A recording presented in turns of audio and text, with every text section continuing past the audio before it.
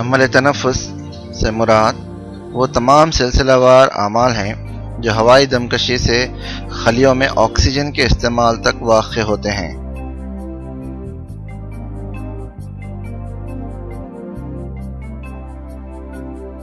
تنفسی نظام کے مختلف حصے یہ ہیں: نتنے، انفی کہفہ،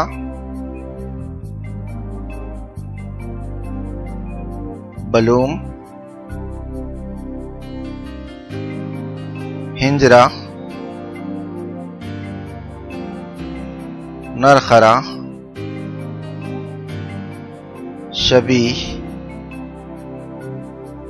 شبیہ خلیہ،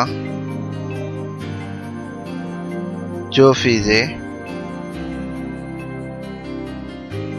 خون۔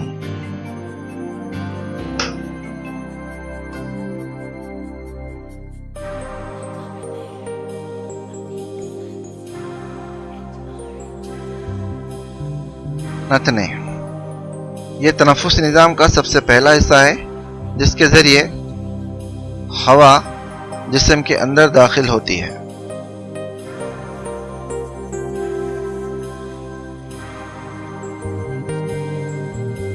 ہوا کی تخدیر انفی کہفے میں ہوتی ہے۔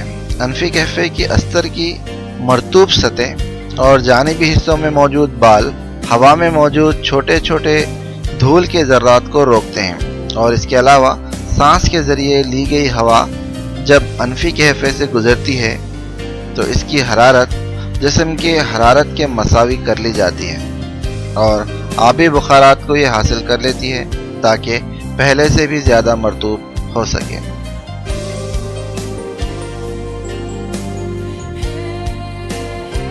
بلوم ہوا کا گرم اور مرطوب ہونا ہضمی اور تنفسی نظام کے مشترکہ راستے میں جاری رہتا ہے۔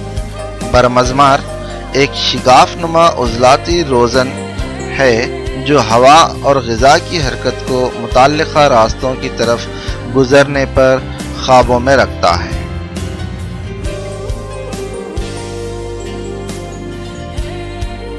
ہنجرہ یہ سخت صندوق ہمارے صوتی ڈور پر مشتمل ہوتا ہے۔ جب ہوا پھیپھڑوں سے ان صوتی ڈور پر سے گزرتی ہے تو یہ مرتعش ہوتے ہیں۔ اس کی وجہ سے آواز پیدا ہوتی ہے جو ہمارے بات چیت کرنے اور گیت گانے وغیرہ کے لیے ذمہ دار ہوتی ہے۔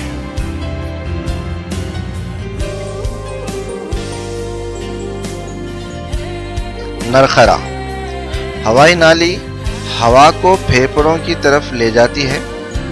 اگر آپ گردن کو ہاتھ سے مس کریں تو وہ ایک ٹیوب نما ساخت کا احساس دلاتی ہے۔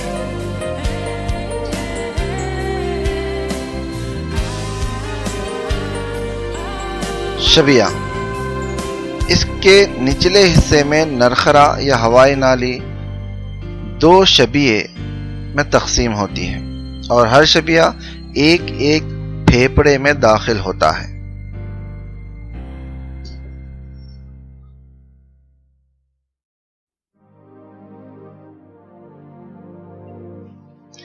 شبیہ خلیہ ہر شبیہ مزید چھوٹی چھوٹی شاخوں میں تقسیم ہوتا ہے جنہیں شبیہ خلیہ کہا جاتا ہے۔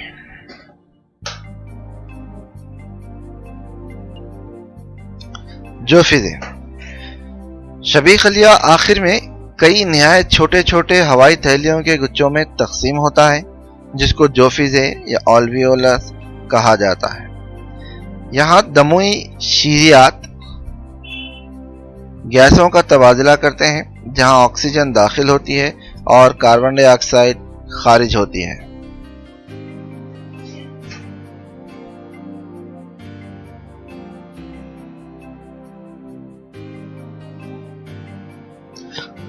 خون جسم کے ہر ایک خلیے کو آکسیجن مہیا کرتا ہے۔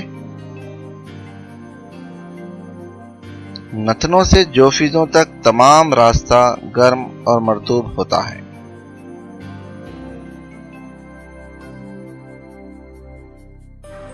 تنفسی نظام کا اہم عضو پھیپھڑے ہوتے ہیں، جس کے تعلق سے معلومات ایک علیحدہ ویڈیو میں دی جائے گی۔